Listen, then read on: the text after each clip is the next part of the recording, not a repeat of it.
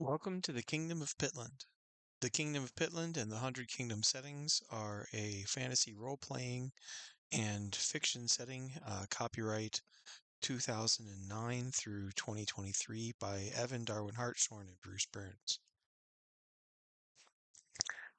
Here is the Kingdom of Pittland, which is where our adventures are going to begin. You can see Pittland is a kingdom set just to the west of the Appalachian Mountains, along the border between what is now Ohio and Pennsylvania. I'm going to talk to you a little bit today and give you an idea of what this kingdom looks like and what their culture is, so that you can have a better time and get more out of role playing in the Hundred Kingdom settings. The Kingdom of Pittland is currently ruled by King Harold Magnus. Directly under the king is the Wizengamot. This is a council of This council of 21 contains 7 members from each of the 3 moots. Moots are subdivisions of society, kind of like a guild. During the king's lifetime, the Wizengamot serve as advisors, and when the king dies, the Wizengamot hold the power and responsibility of choosing a new king out of the candidate pool of Aethelings, nobles with royal blood. Though the direct power only comes into play once every generation, it is nearly unsurpassed. Additionally, members of the Wizengamot are almost always the most influential members of their own moots. So you have a king, you have an advisory council that he uses and will give stations to, but the council then picks the next king, not necessarily the king's son, but who they think is the most worthy out of everyone with noble blood. The kingdom is governed by 3 moots. Each one has their own internal structure and obligations to the king and the land in return for titles and land from the king. The king has a veto power over any election to moot, but not to the Wizengamot. So the king can say that this noble or that person isn't allowed to be on the on the leadership of one of the moots, but he can't override who the different moots send to his council. In terms of justice, everyone in Pittland is entitled to a trial by jury. Um, Jury trials consist of a trial by jury. So 6 members are of the same moot as the accused, and each other moot supplies 3 jurors, so you get 12 jurors. There are no prisons in Pittland. Crimes are punishable by execution, mutilation, slavery, or assorted fines. If you're bad enough, they'll just kill you, and if they don't kill you, or lop something off of you, then you have to pay the fine, or maybe exile. Pittland has a simple flat tax rate with an effective and economical design. Every 5 years, they reissue new coins, and only current coins are legal tender in the country. There's a 10% tax to have money reminted. So psychic, magical, and chi-based imprints detect forgeries. Other taxes are determined by the moot, calculated on the basis of arable land or tradable goods, etc. All citizens pay equal percentages, but of course, higher-ranking individuals have much more to tax, just as they have greater power. In standard Palladium fantasy games, all money is rated in a single term, gold pieces. Things are a little more complicated in Pittland. Here, the common denomination of coins, a star is equal to about one gold, a crescent is worth about 10 gold, a moon is worth 50 gold, and a sun is worth 100 gold. And while the game prices will still be listed in total gold, it won't be uncommon to hear prices in these terms. So a used sword might sell for 2 crescents 5, for example, meaning 25 gold. So star 1 gold, crescent 10, moon 50, sun 100. Settlement. So in the Anglo-Saxon model, a city or a village is surrounded by fields. The forest around those fields is semi-cultivated. Herdsmen and farmers will use it for wood, take their flock out to graze, etc. Beyond the cultivated distance, which is a handful of miles, usually less than a mile away from the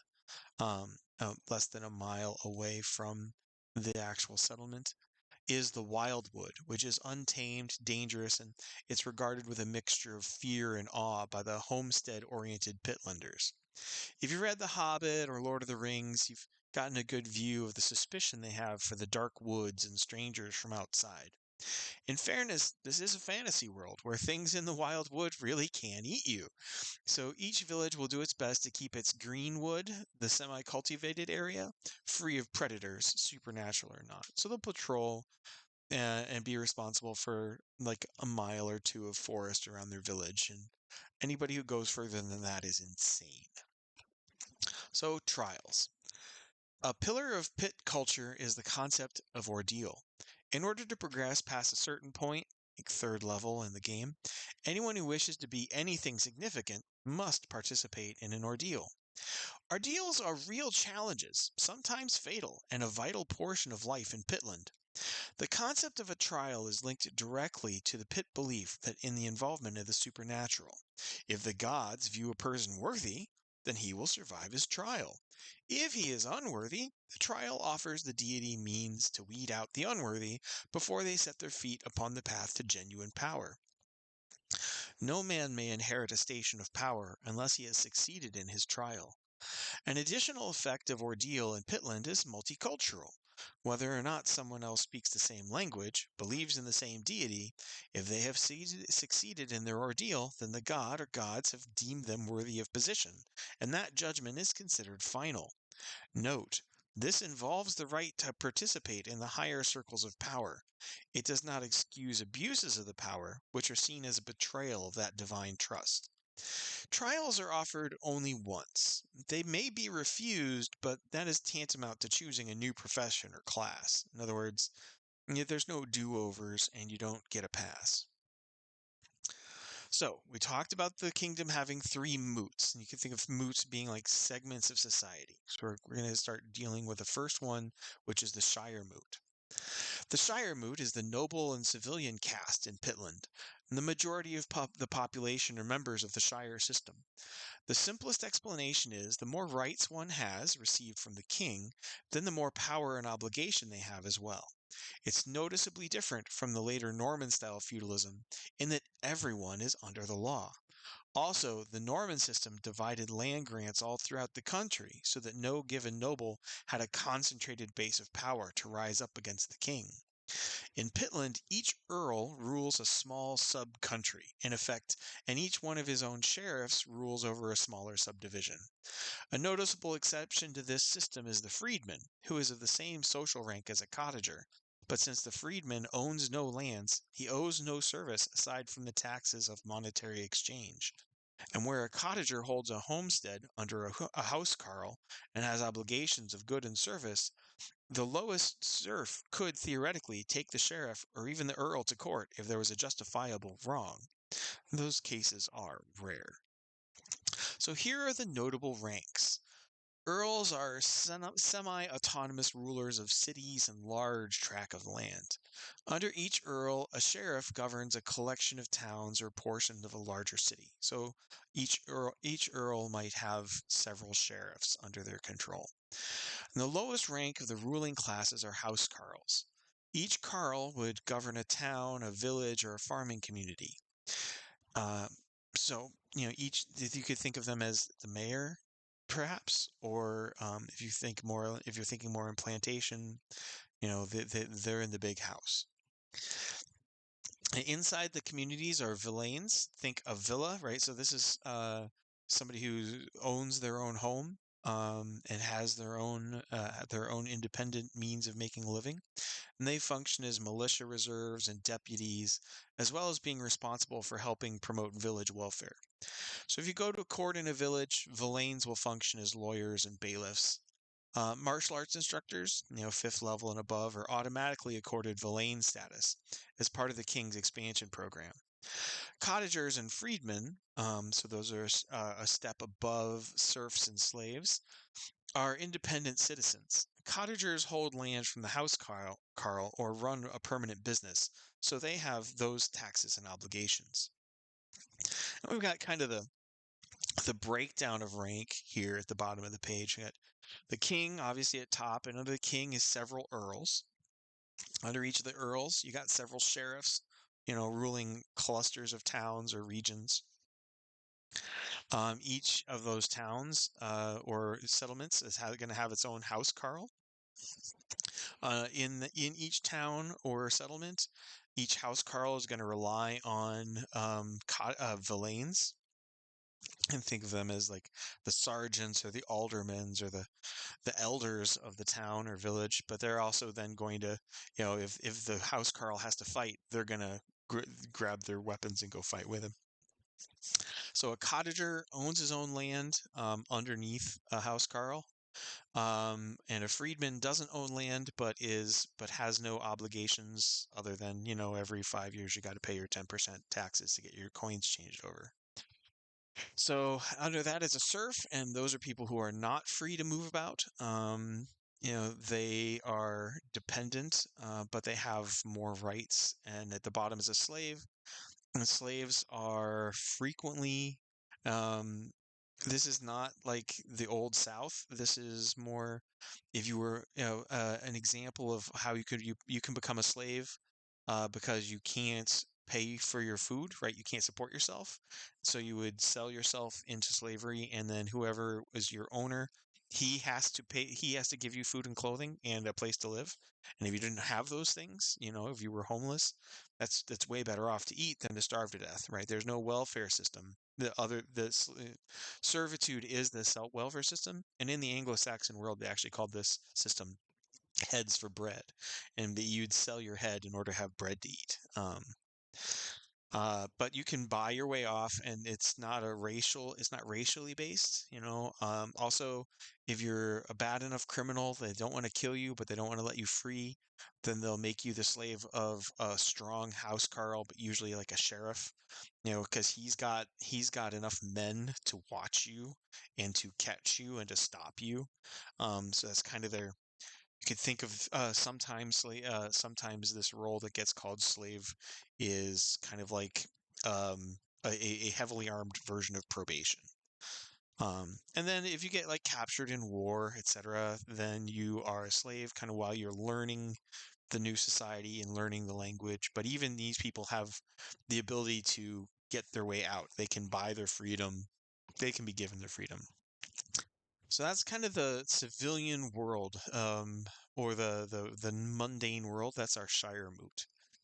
The Wizen moot is the magic caste, and it's a relatively new portion of Pitt society, since the king's actively been seeking to bring magic and martial arts to help Pittland survive.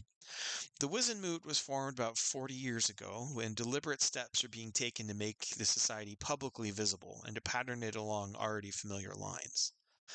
So it's been two generations. Everybody's dad. Your grandparents might remember a time before the Wiz and Moot was formal, but you and your parents have lived with it all their lives. So the Wiz and Moot has fewer numbers, but is more individual power per person. The Wiz and Moot is ruled by an Archmagus who commands the Circle of Nine. That's three masters from each of the three schools of magic. And in case you're picking up that this society has these pyramids of duty and obligation and protection and provision, kind of there's duties up and there's duties down.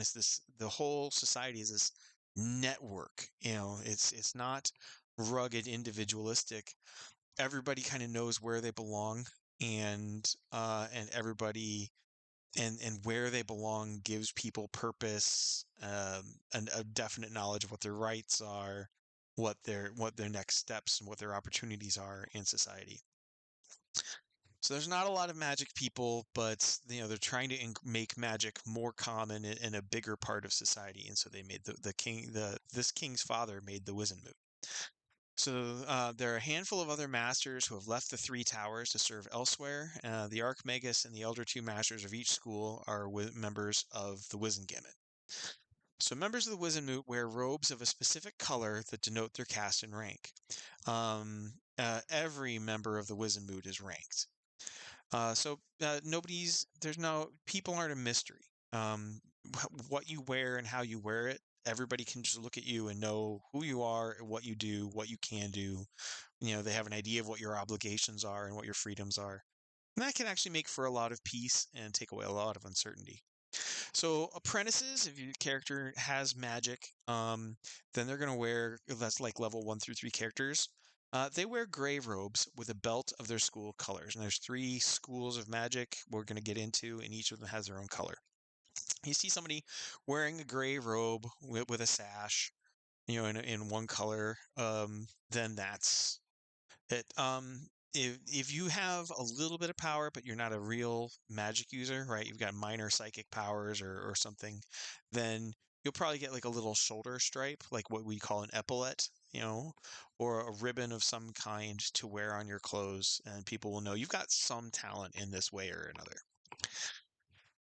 Once you hit journeyman, that's levels 4 through 6, then you get to wear your school color and a gray belt. And once you become a master, that's levels 7, 8, and 9, then wore your school color robes with a black stole and a white sash. Hit level 10 and above, grandmasters wear black robes with a school colored sash and a white stole. So Psi Mystics are independent of and untrusted by the Wizenmoot because they basically just kind of walk through the forest and sit down and think about the universe, and the universe teaches them magic, which is totally cheating. And so school members of the Wizenmoot view the homegrown mystics as uneducated hicks, and the mystics tend to see people from the school as pompous and restrictive and overly complicated. So brown robes, that's the school of granted power, right? Your magic or psychic abilities aren't from you, they're from outside of yourself. And this is frequently referred to as the elemental school, but in fact, it encompasses the magical theory and practice of applying power received from outside the caster. Warlocks, who receive their elemental powers from the natures of the elements themselves, they make up most of them. Witches would technically also belong to the school, but witches and warlocks are traditional enemies. Since the warlocks also have granted power, they view themselves as the natural witch hunters in the society. So it's technically possible that a witch could apply to the school, but none of them have had the chutzpah to try. Circles of warlocks frequently travel the land together, using their powers to enhance crops and purify water, relieve droughts, and perform other helpful elemental services to the kingdom. So these are magic users who earth, water, fire, air. That's kind of thing. So the blue robes are the school of internal power. So a blue robe, they're focused on supernatural powers turned inward to the body, to the senses, or to the mind. Diabolists, psi healers, psi sensitives belong to this school. None of the Wizenmoot schools turns out dummies, but this school produces the most intensely educated scholars and heroes of the Moot. Also, this is the school that has the most contact with the average man on the outside. This is where the doctors come from, for example. So blue robes tend the sick, exorcise the possessed. They function as medics in the army, and they're highly sought after as high-powered tutors capable of helping to protect the children of the rich and powerful. The school of internal power also takes in major and minor psychics of other classes, provided their powers are based on inner strength and sensitivity. These students rarely stay for more than a few months or a year unless it's certain they won't harm themselves or others. So you could have a mind mage whose initial powers are all based on, touchy-feely sensitive stuff, and he could be in the blue robes. But frequently they're more red robes. Then we get to the last of the 3 kind of towers of magic in the kingdom, and this is the red robes, the school of external power. And this is the most active and dynamic school. The mind mages, summoners, and wizards make up most of this school. They also take in lesser psychics whose gifts lay in application of force. So if you've got like a couple psychic powers and it's like telekinetic strike, or something like that, or telekinesis, then you probably would get a red sash to wear in whatever uniform your part of society would have. Red robes tend to make civilians nervous. Some think they cause trouble, others think that they solve problems. The truth is that these mages do just as much public service as the brown or the blue robes. Mages and summoners are excellent teachers, and the most telekinetic mind mage is of priceless worth during a barn raising.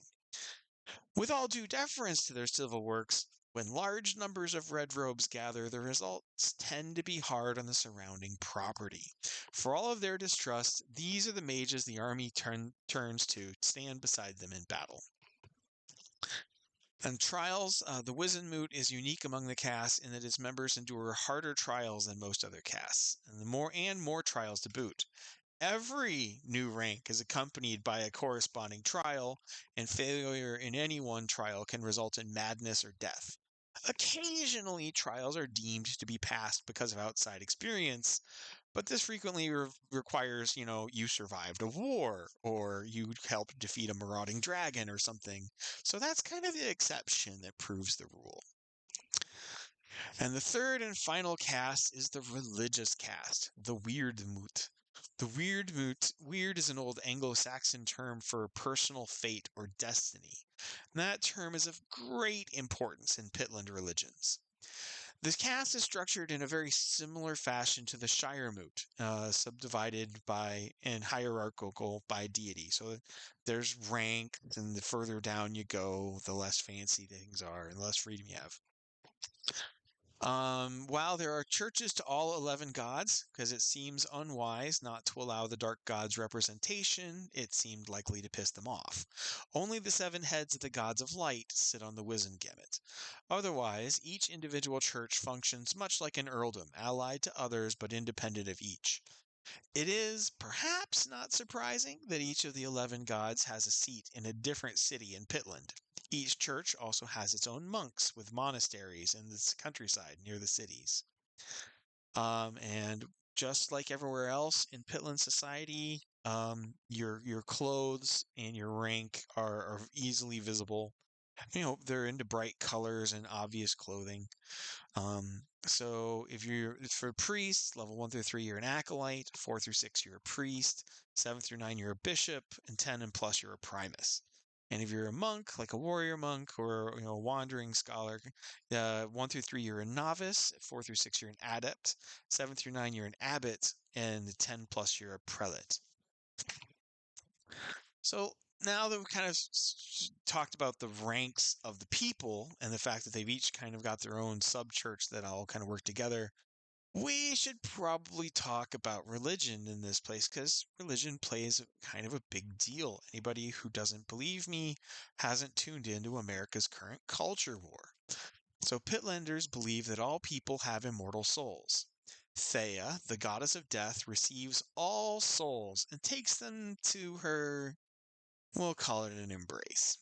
With each night in Thea's embrace, they become less than who they are, until after a few years, there's nothing left but an empty shell, walking endlessly through the barren plains of her domain. And the only way to avoid such a fate is to choose one of the gods and please them by living up to that god's ideal so that they're chosen as good company. Take into that god's domain and live forever with them there. And this is halfway between the Catholic idea of patron saints and the Norse concept of brave warriors being chosen for Valhalla. Read each god's summary and description, and it'll give you a pretty good idea of how their churchy servants act. So, the gods of light are Dunamis, the Sky Father, Gaia, the Earth Mother, Erised, the Hero, Allura, the Beautiful, Thalassa, the Sea Master, Kof, the Great, and Hawking, the Wise. And the gods of darkness, Thea, the Lady of Death, Salash, the Warlord, Loas, the Hungry, and Almaris, the Pale. Dunamis is the Sky Father, the leader of the gods of light, and thunder and lightning are his symbols. He and his brother Thalassa are the 2 most powerful gods of light. Don't say that around a devotee of Hawking. There's fights there. Anyway, Dunamis is all about power, but he sees wisdom, cleverness, and knowledge as power as well. So he's one of the catch-all gods. He cannot be tamed like Thalassa, and he's a source of life and protection like his wife Gaia. He's a warrior hero, unlike his warrior son Erised. He enjoys laughter and unpredictability like his other son, Kof. He's the father complement to the Earth Mother, so he's got a small fertility role, just as Erised and Allura. He's a great and clever warrior poet, so he gets along well with Hawking. Dunamis' temple is located in the capital city of Fort Pitt, and it is large enough to embrace smaller sanctuaries to all of the 11 gods. Thea, leader of the dark gods. Thea is the lady of death, leader of the gods of darkness. Her symbol is a black rose bleeding blood red. She symbolizes feminist / Taoist death as seductive, active, and waiting. Death's embrace used to be a sweet relief, and then Dunamis chose to marry Thea's sister Gaia instead of Thea. Bitterness and hurt turned to anger and darkness. Thea's domain became a land of darkness and a loss of personhood instead of the eternal garden it had once been. Thea now leads those who will rise up in open war against Dunamis in the last days. And the other 3 dark gods are her suitors, vying for her hand and her bed, but whoever she chooses, Thea will always rule the night. Thea's temple is in Bywater, close to the temples of Dunamis and Gaia. Gaia, the Earth Mother, is Thea's sister and Dunamis' wife. She's typically represented as a middle-aged woman, beautiful with long, flowing hair. Her symbols are sheaves of ripened wheat and the hearth fire. She's the goddess of earthly fertility, family, and motherhood. And Gaia is often viewed as weaker than her twin sister, although this is not the case. Volcanoes and earthquakes are also Gaia's tools. She simply chooses to nurture rather than strike.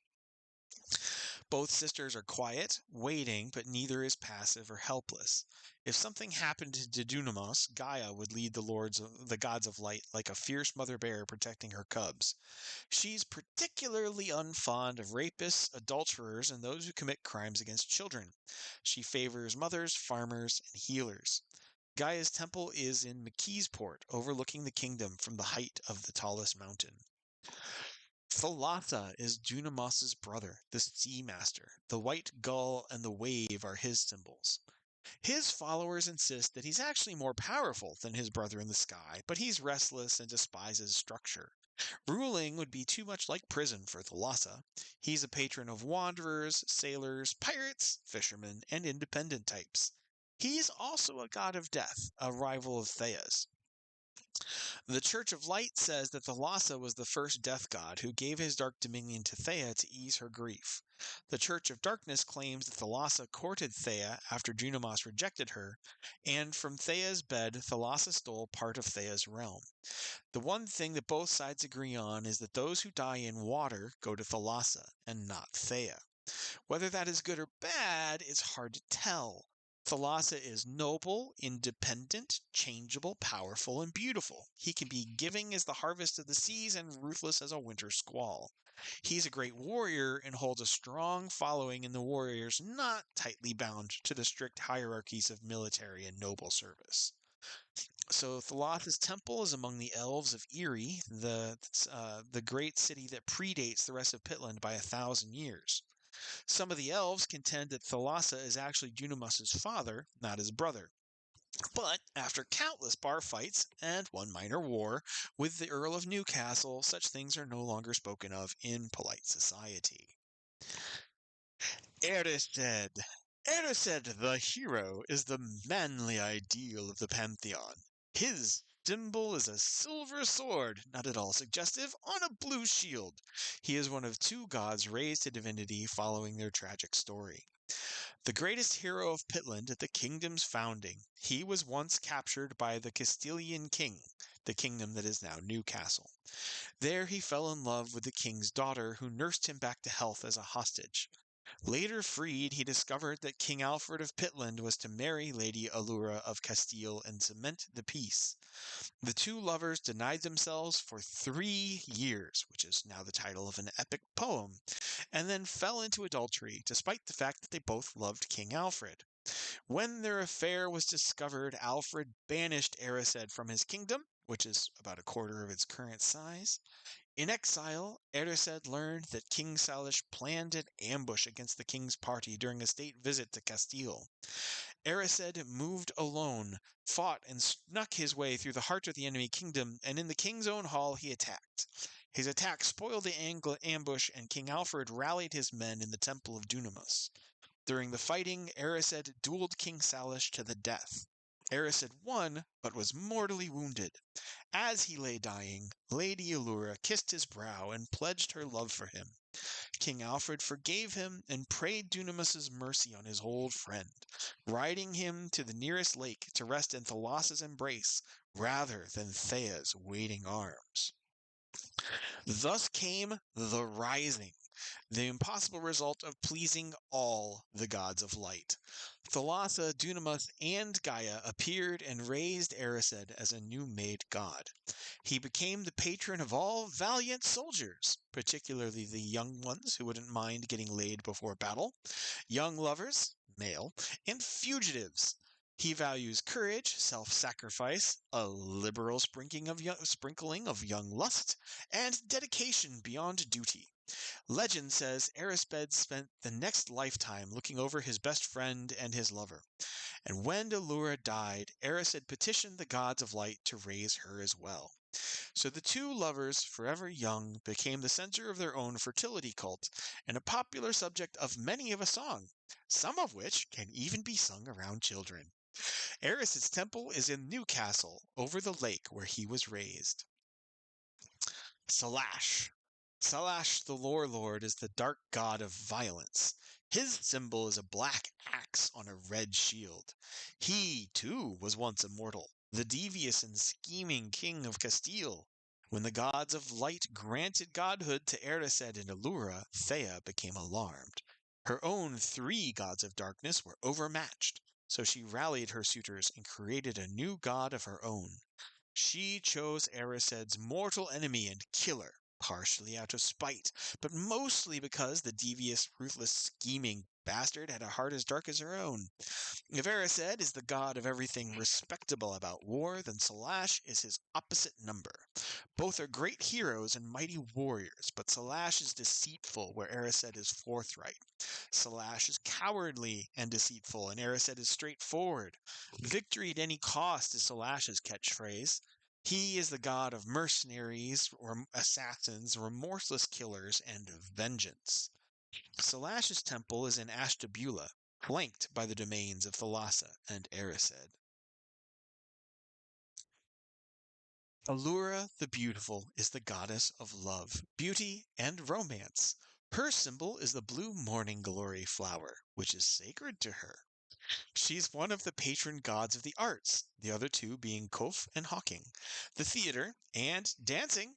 Allura, who in life was tragically fated in an arranged marriage, is also an unlikely patron of virgins, which is ironic since most participants in her worship do not remain virgins for long. But Thea helped the one who tries to force such a change because Allura certainly won't. Allura's priests and monks are not the only branch of her church. She is also the patron of organized prostitution, since sexual acts are regular portions of worship in her fertility cult. Like an ancient city, Allura has her public face, fit for families and children. Allura wearing white is the symbol of Allura, the tragic wife.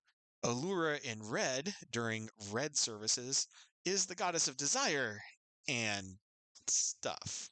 It should be noted that Allura and Gaia do not get along well. Thalassa, Dunamos, and Erised raised her. Gaia would have nothing to do with it. Gaia's proponents point out that faithful Allura not only committed adultery, but when she was raised, she forgot all about King Alfred I, leaving him to a mortal fate in Dunamos's hall. Gaia and Dunamos have disagreements about this as well. Those who side with Allura point out correctly that before Allura was raised, fertility worship was about recreating Gaia's marriage to Dunamos, and now it celebrates Allura's love for Erised. Like the elf Thalassa issue, this conflict oscillates between frosty civility and open violence.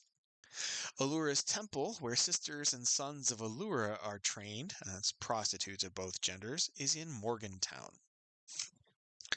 Lois. Lois the Hungry is the god of famine and, well, hunger. His symbol is an empty hand, skeletally thin. Lois is a very active god. He loves to visit the world in disguise, appearing as a skeletally thin beggar. Lois is the most honorable of the gods of darkness. He is aberrant in alignment, dealing with others according to their own actions. Those who treat beggar Lois with kindness frequently receive blessings. Even having a dark god pass by you without smiting your butt is a pretty good blessing. Those who deal harshly or cruelly with Lois find themselves the victims of terrible supernatural revenge. Lois is not stupid. He's on speaking terms with Hawking, a god of light. His revenges typically appeal to a remorseless sense of justice and dry humor. Lois is also the dark god of deals, and caveat emptor, let the buyer beware.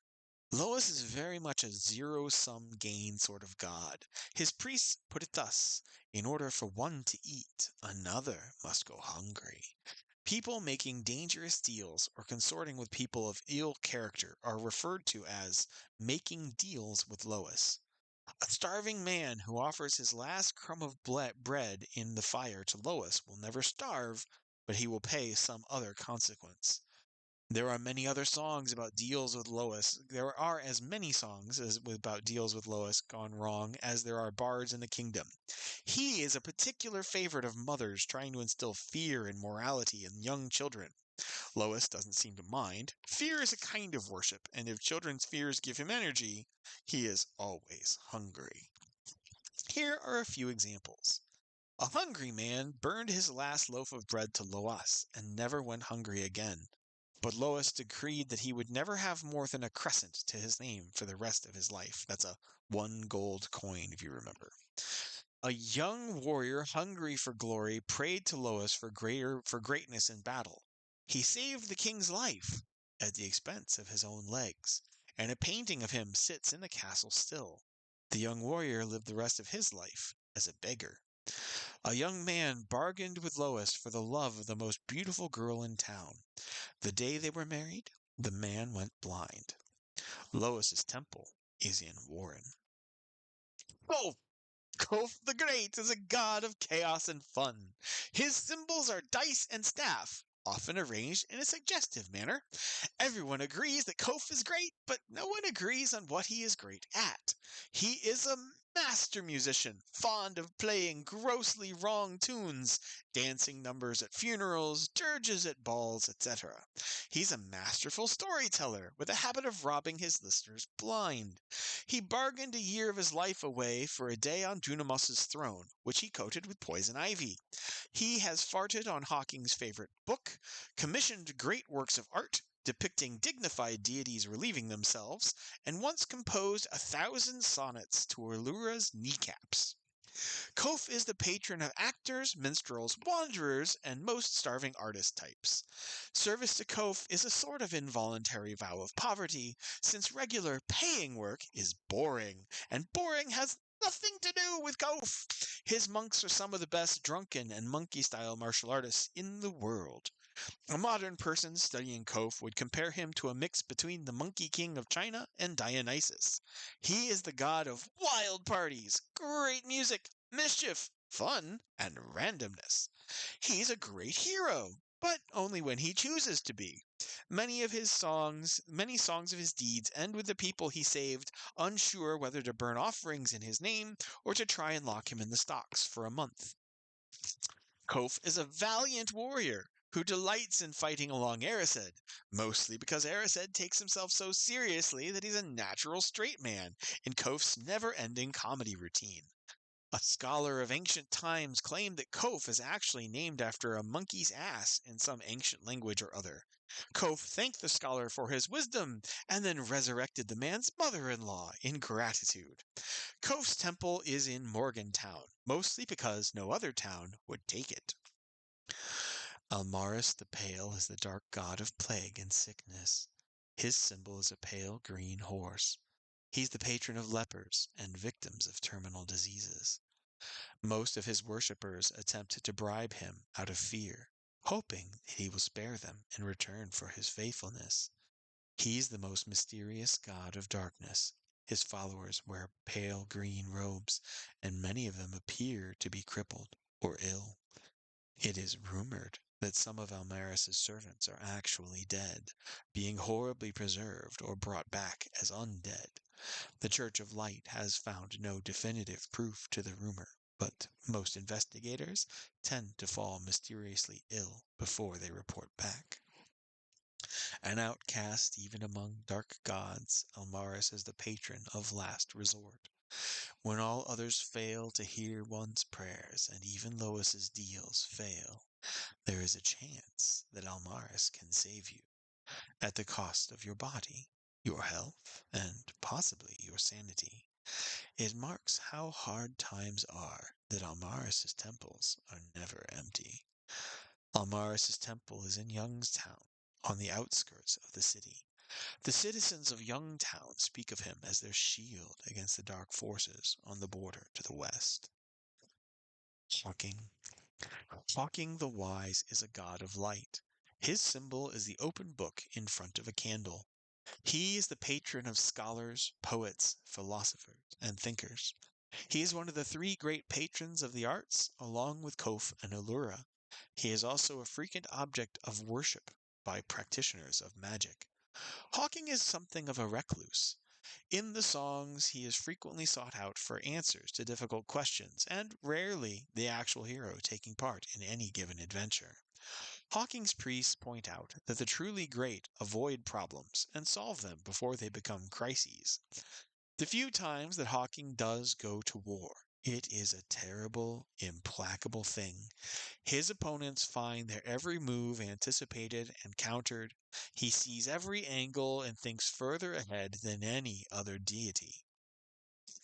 Some doom speakers whisper that Hawking is increasingly withdrawn from the other gods of light, and that this means their fall is coming soon. Even more disturbing are rumors. Hawking was not always who he is now. That he was something or someone else before. It is noted that Hawking's domain, out of all the gods of light, has never been attacked by Thea's gods of darkness or their minions. Hawking's temple is on the remote summit of Mount Davis.